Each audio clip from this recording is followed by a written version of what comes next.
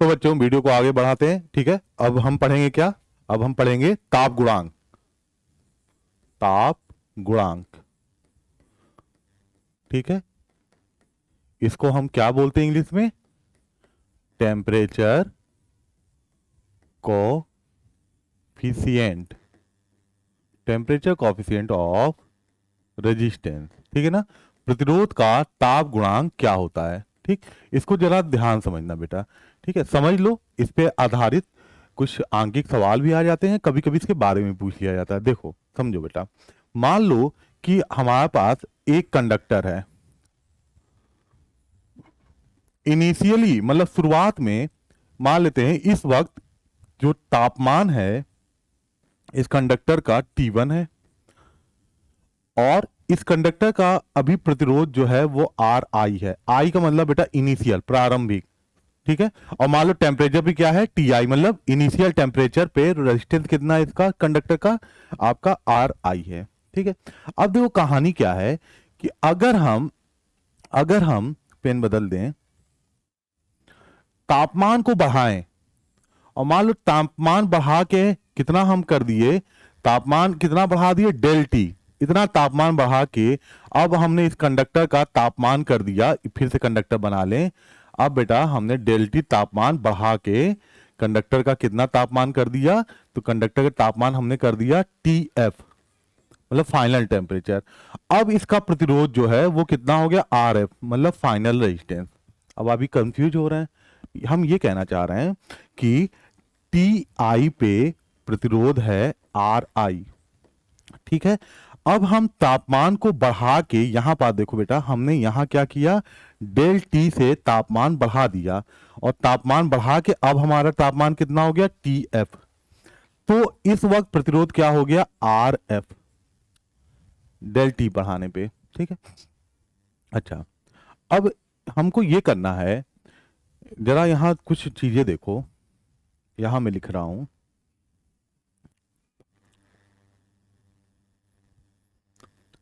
पहला TF, क्या TF को हम ये लिख सकते हैं? TI plus del T. घबराइए मत बेटा, प्रारंभिक तापमान में जो तापमान हमने चेंज किया, change in temperature, del T, TI plus del T कर देंगे तो आपको फाइनल टेम्परेचर मिल जाएगा। और उसी तरह अगर आप RF फाइनल रेजिस्टेंस चाहते हो तो शुरुआती resistance RI plus del R, ठीक है ना, ये लिख सकते हैं। ठीक, चलो अब हम देखो यहां जो है डेल टी और डेल आर क्या है? डेल टी है चेंज इन टेम्परेचर, और डेल आर है चेंज इन रेजिस्टेंस, ठीक है। अब देखो क्या बात क्या है, समझना।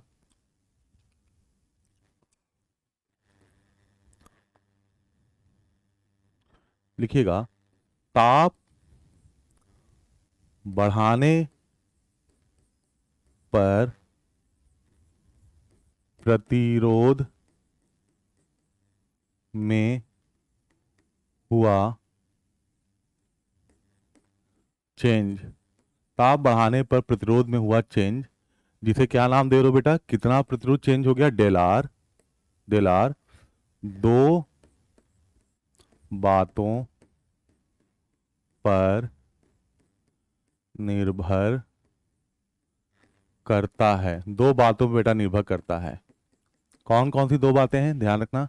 पहला, जो चेंज इन रेजिस्टेंस है बेटा वो प्रोपोर्शनल होता है शुरुआती यानी कि इनिशियल रेजिस्टेंस के। प्रारंभिक बेटा किसी कंडक्टर का क्या रेजिस्टेंस था, ठीक है ना, जो रेजिस्टेंस चेंज होगा तापमान चेंज करने पे, अब तापमान बढ़ाने पे कितना बढ़ गया, कितना रेजिस्टेंस चेंज हुआ, वो किस पे डिपेंड करेगा? प्रारंभिक रेजिस्टेंस पे। दूसरा बेटा, चेंज इन रेजिस्टेंस डिपेंड करता है आपने कितना टेम्परेचर चेंज किया, कितना चेंज किया, चेंज इन टेम्परेचर पे। तो अगर हम इन दोनों को एक साथ लिखें तो हम लिख सकते हैं डेल आर प्रोपोर्शनल हो जाएगा आर आई और डेल टी के, ये होगा। यहां इस वक्त ये बेटा प्रोपोर्शनल का चिन्ह है। अगला आ जाओ, अब देखो पेन का कलर चेंज कर, डेल आर प्रोपोर्शनल क्या है, आर आई डेल टी। इसका मतलब क्या है बेटा, प्रोपोर्शनल के चिन्ह को, अनुक्रमानुपाती के चिन्ह को हटाओगे तो बराबर का चिन्ह लिखते हैं।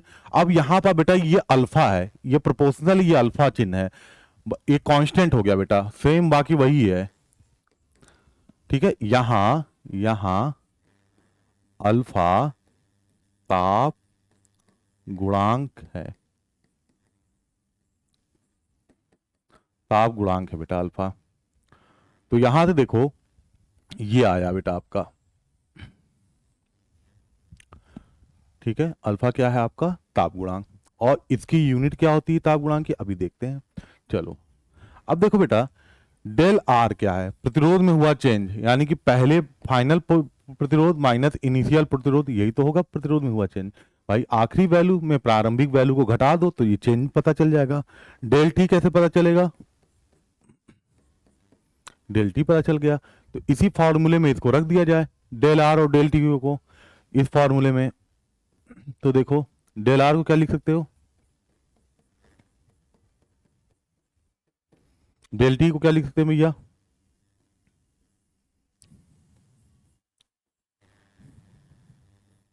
डेल टी को लिख सकते हैं, सही है, T F minus T I. अच्छा यहां से अगर ये देखो, ये फॉर्मूला देखो, अगर हम अगला चलो आर एफ, आर आई उधर ले जाएं, यहां देखो बेटा आर आई उधर ले गए, तो उधर ले जाएंगे तो आर आई ये हो गया, प्लस पहले से क्या मौजूद है,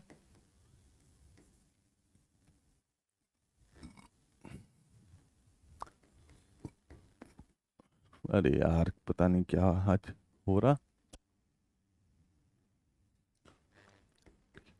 ठीक है, अच्छा अब देखो इसको क्या लिख सकते हैं, आर एफ बराबर आर आई कॉमन ले लो, 1 + alpha T F minus T I.